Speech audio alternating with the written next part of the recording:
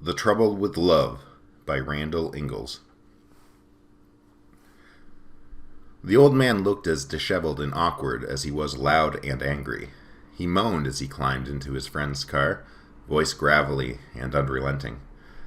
"I've been standing here at the store for the last half hour, waiting for your dumb face to pick me up." Donnie knew this couldn't be true. "Jerry, I dropped you off 30 minutes ago. You must be the fastest shopper in town." Jerry, not dissuaded by this logic, kept going. "Donnie, I am telling you, I've been waiting for a half hour.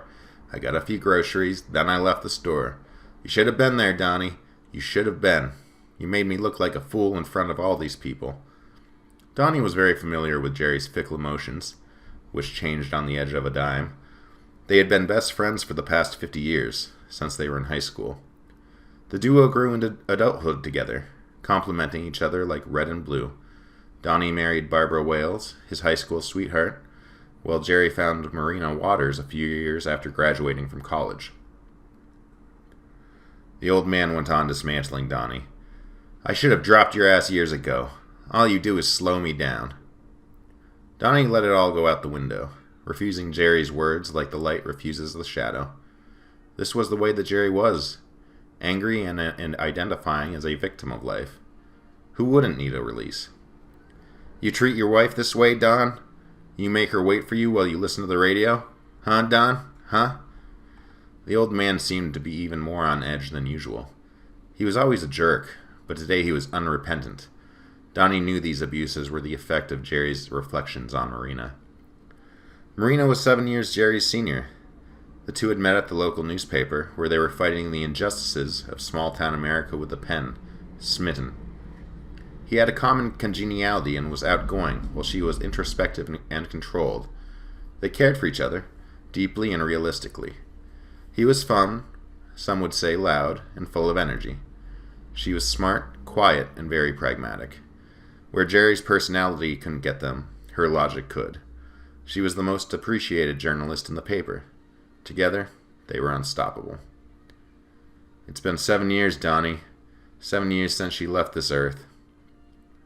Donald was never good with words. "I'm sorry, Jerry.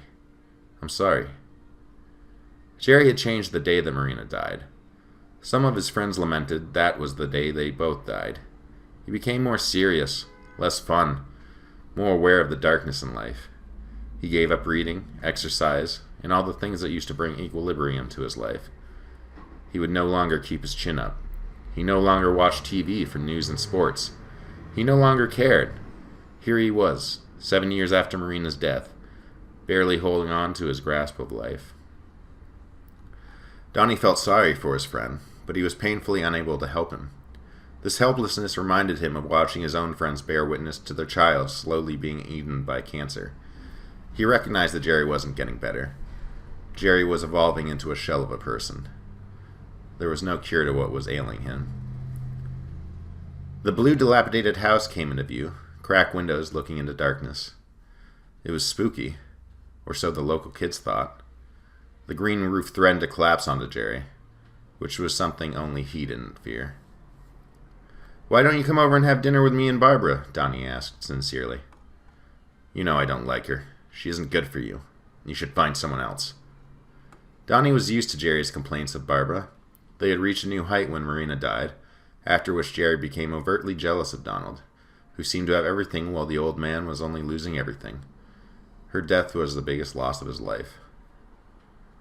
Donnie pulled the sedan to a stop.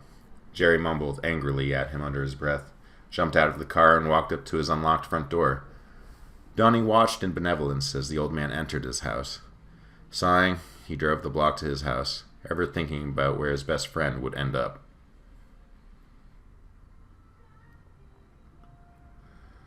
The funeral was well attended, though most hadn't seen him for years. The old man's remains would not have an open casket. All the living dressed in black and crammed into the pews, surrounded by large white architecture. The juxtaposition of tone Donnie found beautiful, rich darkness contrasted by the white. Jerry's death was sudden, but not unexpected. He had decided to end his own life, which seemed to most in town inevitable.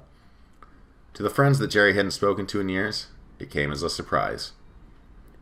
Donnie looked at the crowd, who were all coalescing, discussing news, discussing Jerry. He somehow felt relieved. The old man's suffering had finally ended.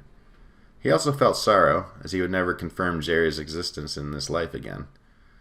Quickly contemplating on the certainty of an end to every life, Donnie appreciated the time he had with Jerry. He began his eulogy.